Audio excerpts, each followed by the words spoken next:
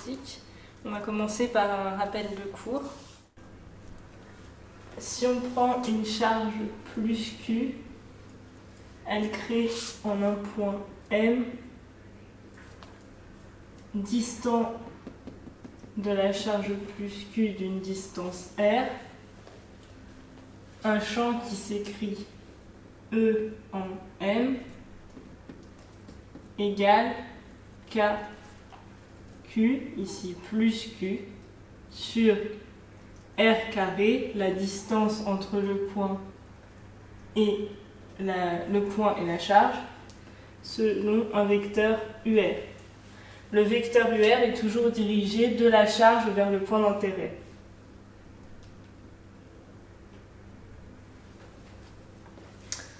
Si on place une charge moins Q au point M,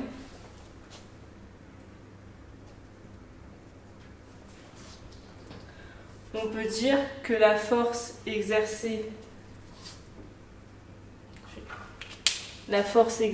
par plus Q au point M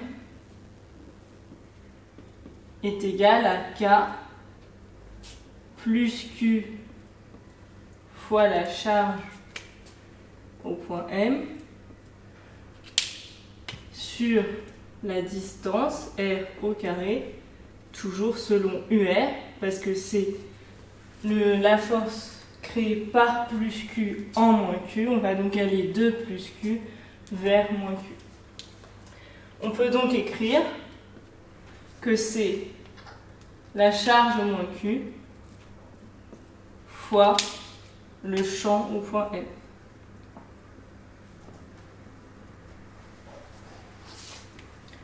M. Si on prend maintenant, au lieu d'une charge ponctuelle, un fil chargé.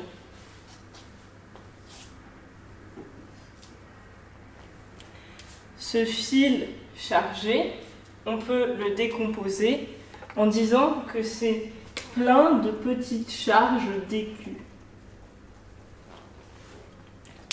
On peut donc dire que le champ créé par cette petite charge dQ au point M, on peut l'écrire DE au point M et dire que ce petit champ DE, sachant que la charge dQ est distante d'une distance R du point M, D de EM vaut K dQ sur R carré UR, avec UR toujours de la charge vers le point d'intérêt.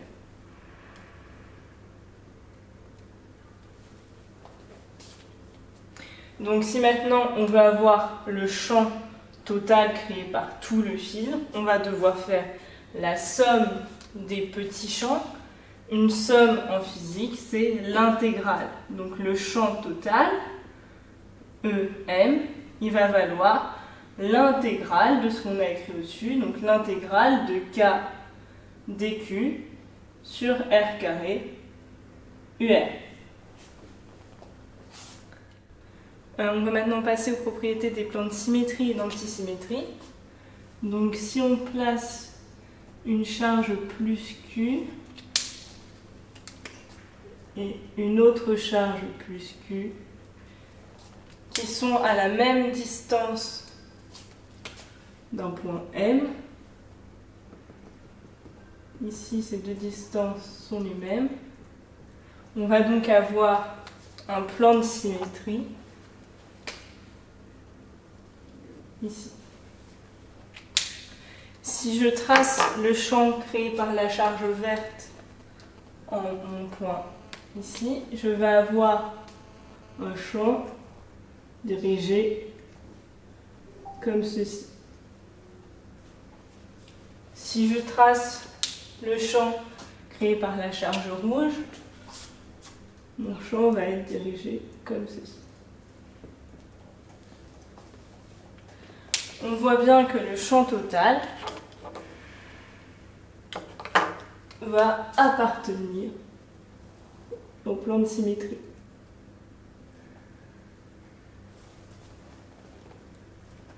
Si maintenant on prend un plan d'antisymétrie. Donc une charge plus Q et une charge moins Q.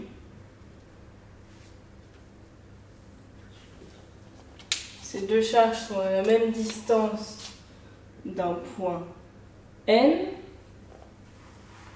On va avoir la charge plus Q qui va créer au point N un champ qui va être dirigé de la charge vers le point d'intérêt. Mais par contre, le champ créé par la charge moins Q, lui, il va être centripète, c'est-à-dire dirigé vers la charge.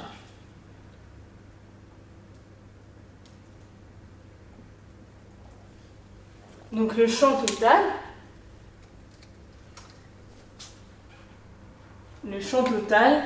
il va être comme ça. Notre plan d'antisymétrie, il est ici, et on voit bien que le champ, il est perpendiculaire au plan d'antisymétrie. Donc il faut retenir que le champ appartient au plan de symétrie et est perpendiculaire au plan d'antisymétrie. On s'intéresse à un cercle chargé, donc soit un cercle de rayon R, on va appeler grand R le rayon du cercle. Il est chargé de 0 à pi selon plus lambda et de pi à 2pi selon moins lambda. On va chercher le champ créé au point O par le cercle. Donc on peut dire que le champ créé au point O, il est égal au champ créé de 0 à pi par plus lambda, qu'on va appeler le champ E1. Donc c'est E1 en haut, plus le champ créé de pi à 2pi par moins lambda. Donc plus E2, on va l'appeler en haut.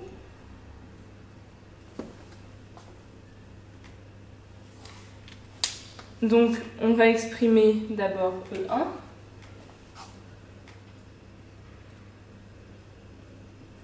E1 en haut, il vaut l'intégrale de dq sur r carré, donc le rayon du cercle au carré, selon UR. Ici, je vais appeler UR1.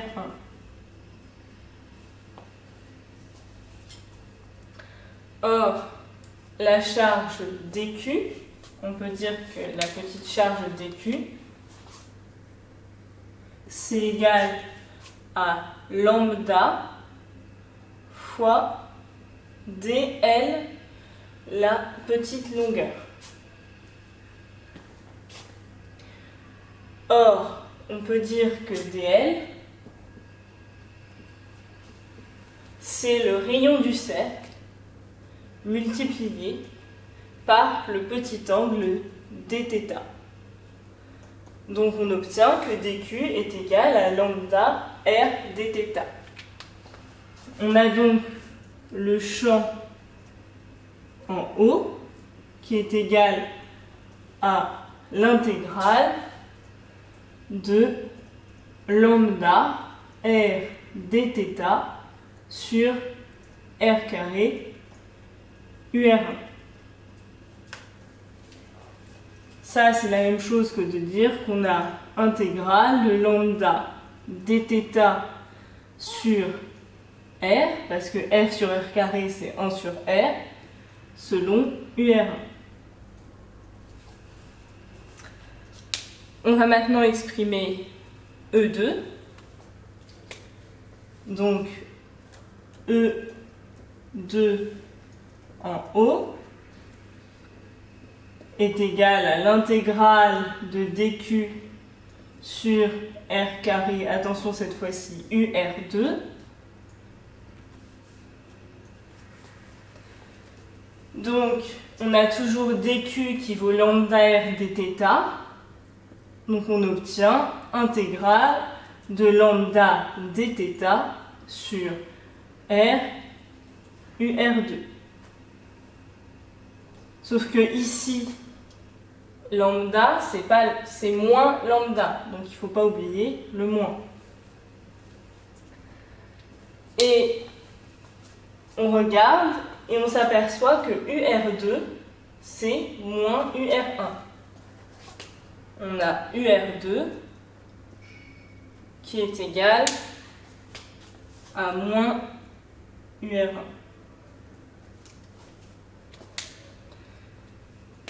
On a donc le champ E2 en haut qui est égal à l'intégrale de moins lambda dθ sur R, facteur de moins UR1. Si je distribue les moins par moins, ça fait plus. Et donc ça, c'est égal à l'intégrale de lambda dθ sur R selon UR1. On va donc avoir E1 en haut qui est égal à E2 en haut. Donc, on avait trouvé que le champ E1 en haut, il était égal à E2 en haut. Or, le champ créé par l'intégralité du cercle en haut, c'est E1 plus E2. Or, on sait que E1 égale E2, donc on peut écrire que c'est 2 fois E1 en haut.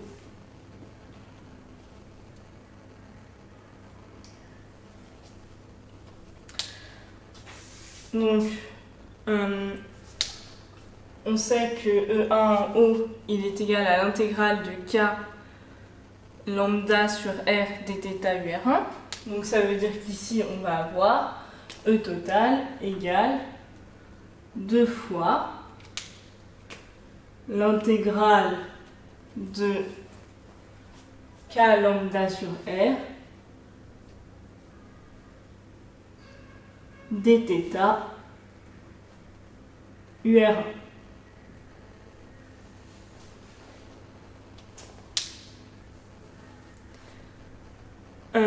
Donc, on va essayer d'exprimer UR1 en fonction de UX et UY.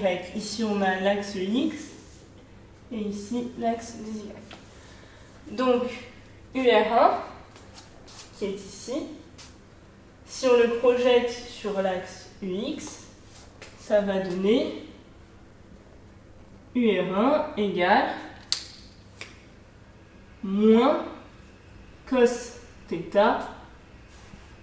UX. Pourquoi moins? Parce qu'on est du côté des négatifs.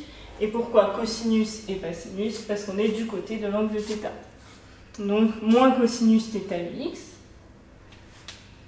Et si on projette sur l'axe Y, on va avoir moins sin θ UY. Or, dans le rappel de cours, on a parlé des plans de symétrie et d'antisymétrie. Ici, si je cherche un plan de symétrie, je regarde et je vois que l'axe des Y, l'axe des ordonnées, correspond à un plan de symétrie. Ça veut dire que mon champ total, en haut, doit appartenir à l'axe des ordonnées. S'il appartient à l'axe des ordonnées, ça veut dire qu'il n'a pas de composante selon l'axe des abscisses. Il n'a pas de composante selon UX. Donc quand je vais réinjecter UR1 dans la formule de mon champ, je ne vais pas m'intéresser à moins cos θ UX. Je peux donc écrire que mon champ total au point O est égal à 2 fois l'intégrale de K lambda sur R dθ Et UR1, on a dit qu'on ne s'intéressait qu'à sa composante selon Y, donc facteur de moins sin θ UY.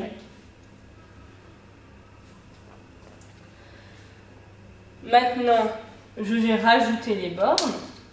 Donc, on va intégrer le champ E1 ici. Il s'intègre entre quoi et quoi? Il s'intègre entre 0 et pi. Donc, je vais avoir 2 fois l'intégrale de 0 à pi k lambda sur r, facteur de moins sin θ dθ, et le tout selon uy. Alors, on va essayer de sortir les constantes de l'intégrale. Qu'est-ce qui ne dépend pas de θ ici? K, lambda et r, ainsi que le signe moins, je vais les sortir de l'intégrale. Je vais donc avoir 2 fois K lambda sur R. Je sors également le signe moins, donc moins 2 fois K lambda sur R. Intégrale de 0 à pi de sinus θ dθ selon uy. L'intégrale de sin θ, c'est moins cos θ. Donc je vais avoir moins 2 fois K lambda sur R. Et j'intègre, donc je vais avoir moins cos θ entre 0 et pi selon uy. Donc là, je vais faire moins cosinus de pi, moins cosinus de pi. Le cosinus de pi, c'est moins 1, donc ça va faire 1. Moins cosinus 0, donc ça fait plus cosinus de 0. Donc ça fait plus 1. 1 plus 1, 2. Donc je vais avoir moins 2 fois K lambda sur R. Facteur de, on a dit, moins 1, moins 1, ça fait plus 1, plus 1, selon uy. Je vais donc avoir le champ total qui va être égal à moins 4K lambda sur R selon uy.